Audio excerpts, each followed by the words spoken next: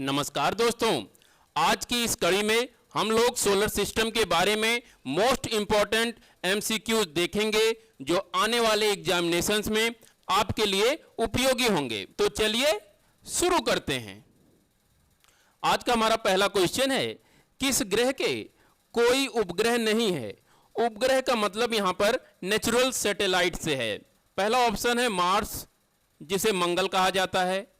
दूसरा ऑप्शन है अरुण, जिसे यूरेनस के नाम से जाना जाता है। और तीसरा वीनस है। और चौथा ऑप्शन है नेपच्यून। इसका आंसर अगर आपको पता है तो कमेंट करके उत्तर देने की कोशिश कीजिए, और अगर नहीं आता तो भी एक इंटेलिजेंट गेस करने की कोशिश कीजिए। इससे आपकी तार्किक शक्ति का विकास होगा। चलिए इसका उत्तर देखने से पहले एक बार ये देख लेते हैं कौन कौन से प्लैनेट्स हमारे सोलर सिस्टम में मौजूद हैं।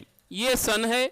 सन के सबसे पास का जो हमारा ग्रह है उसका नाम है मरकरी। मरकरी के बाद दूसरा नंबर आता है वीनस का, और वीनस के बाद तीसरा नंबर आता है अर्थ का। अर्थ के बाद मार्स यानी मंगल ग्रह पड़ता है, और मंगल के बाद हमारे सोलर सिस्टम का सबसे बड़ा ग्रह जुपिटर आता है। जुपिटर के बाद सेकंड नंबर का जो सबसे बड़ा ग्रह है वो है सैटर्न आता है। सैटर्न के बाद यूरेनस का नंबर आता है।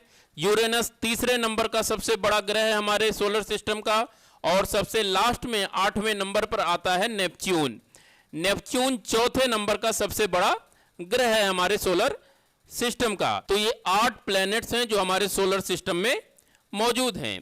इनमें से ये जो सूरज के पास के पहले 2 प्लैनेट्स हैं मरकरी और वीनस, इन दोनों के पास कोई भी सैटेलाइट नहीं है, ये आपको याद रखना है। तो इस प्रकार से अगर अब हम अपने ऑप्शन को देखें तो हमारा ऑप्शन हो जाएगा ऑप्शन सी, शुक्र ग्रह। और अगर सबसे ज्यादा सैटेलाइट्स की बात करें तो सबसे ज्यादा सैटेलाइट्स सैटर्न, जिसे आप शनि ग्रह कहते हैं, उसके पास हैं, और इसके सैटेलाइट्स की संख्या 82 है। यहां पर यह चीज आपको ध्यान रखना है कि बृहस्पति और शनि के बीच में हमेशा चंद्रमाओं की संख्या को लेकर लड़ाई होती रहती है। कभी जुपिटर आगे आ जाता है, कभी शनि आगे आ जाता है, कभी शनि आगे, कभी जुपिटर पीछे, शनि आगे, जुपिटर पीछे। इस तरह से एक कहानी चलती रहती है। लेकिन इस समय पर सबसे ज्यादा उपग्रह शनि ग्रह के पास हैं। हमारा दूसरा क्वेश्चन है, सूर्य में हाइड्रोजन एवं हीलियम का लगभग अनुपात क्या है? यह क्वेश्चन यूपी SSSC में पूछा जा चुका है। तो यहां पर यह चीज ध्यान दीजिएगा कि सूरज में हाइड्रोजन लगभग 75% है और हीलियम 25% है। तो जब आप इसे और सरल रूप में करेंगे, अनुपात के रूप में देखेंगे, तो ये दोनों कट के 3:1 आपका ऑप्शन हो जाएगा। तो हमारा उत्तर हो जाएगा ऑप्शन बी, 3:1। इसके साथ ये भी याद रखिए, न्यूक्लियर फ्यूजन की वजह से सूर्य में एनर्जी का जनरेशन होता है।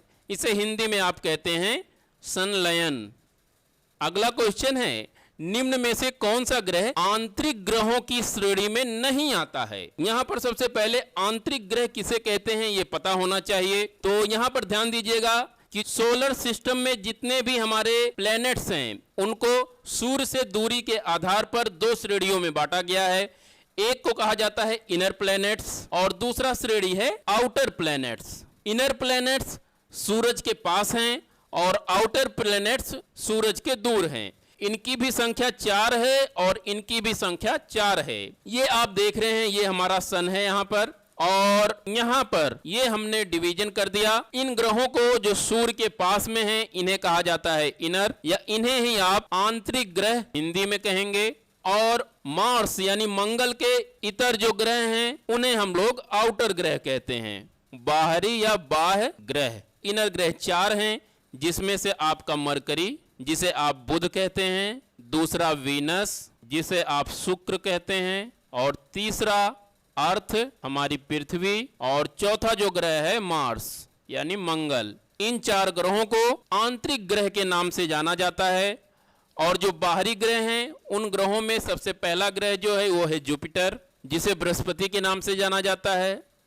सैटर्न, जिसे शनि के नाम से जाना जाता है, और यूरेनस, जो कि अरुण के नाम से जाना जाता है, और चौथे नंबर का जो है वो है नेपच्यून, जिसे वरुण के नाम से जाना जाता है। तो ये सूर्य से दूरी के आधार पर ग्रहों को दो श्रेणियों में बांटा गया है, इनर प्लैनेट्स और आउटर प्लैनेट्स। अब आइए क्वेश्चन पे देखते हैं कि क्वेश्चन में क्या क्या दिया हुआ है।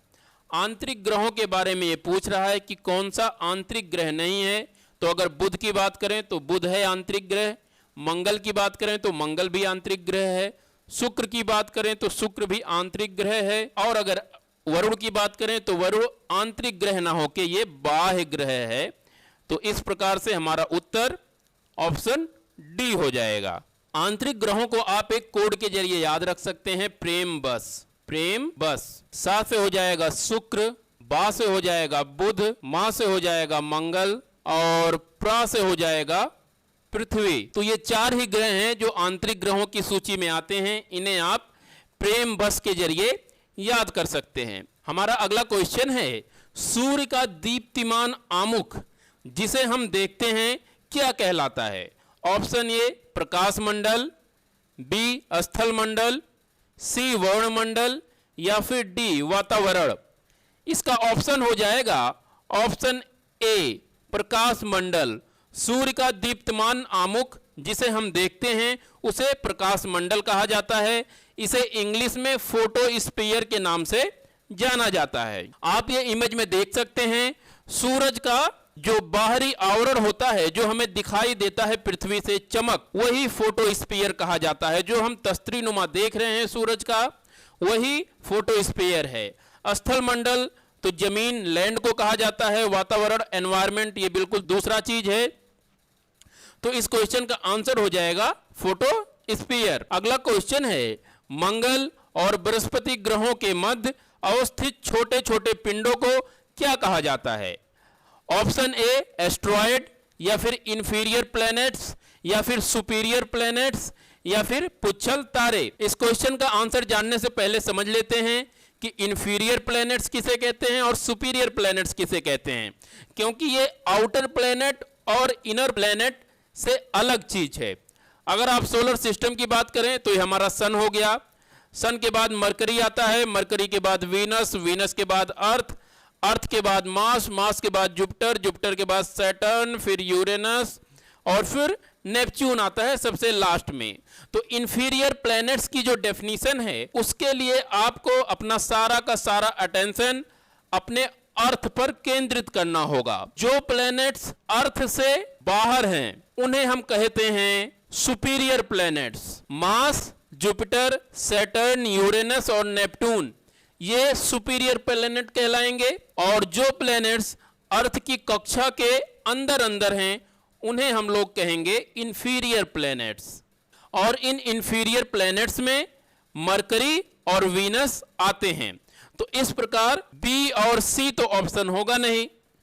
और अगर पुच्छल तारों की बात करें तो पुच्छल तारे हमारे सौरमंडल के ऐसे पिंड होते हैं जो सूर्य के तरफ चक्कर लगाते रहते हैं, लेकिन ये ग्रह नहीं होते हैं, ये छोटे छोटे पिंड होते हैं। और जब सूरज के पास ये आते हैं तो ये आइस के बने हुए इनके भाग सूर्य की ऊर्जा की वजह से पिघलने लगता है और हमें आकाश में पूंछ की तरह दिखाई देता है, इसीलिए हम इन्हें कॉमेट्स कहते हैं। तो हमारा बच गया एस्ट्रॉयड्स। इसका उत्तर हो जाएगा ए एस्ट्रॉयड्स।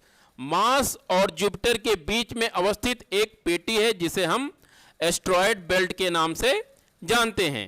आप इस इमेज में देख सकते हैं, ये पूरा का पूरा सोलर सिस्टम है हमारा, और इस सोलर सिस्टम में मार्स और जुपिटर के बीच में ये जो आप पूरा पोर्शन देख रहे हैं, ये पूरा का पूरा पोर्शन एस्ट्रॉयड बेल्ट का है। एस्ट्रॉयड्स सूरज के चारों तरफ चक्कर लगाते रहते हैं इसी पेटी के अंदर। तो दोस्तों ये रहे आज के हमारे कुछ मोस्ट इंपॉर्टेंट एमसीक्यूज ज्योग्राफी के सोलर सिस्टम से रिलेटेड। कल फिर मिलते हैं। Please like, share and subscribe CSW। नमस्कार।